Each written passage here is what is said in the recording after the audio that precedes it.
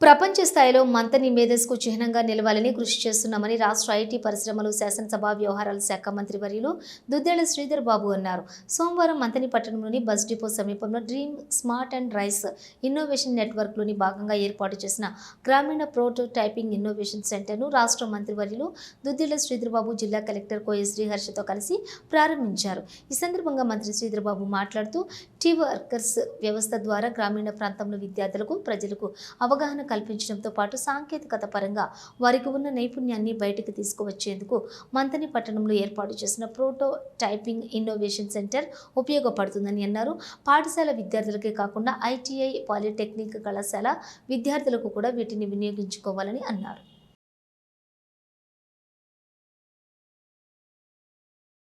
కార్యక్రమంతో పాటు సాంకేతిక పరంగా వారికి ఆ నైపుణ్యం ఉన్నప్పటికీ నైపుణ్యం సరైన దిశలో పెట్టడానికి ఆస్కారం ఇచ్చే ఒక ఆలోచన చేయమని నేను జోగిందర్ గారికి చెప్పిన.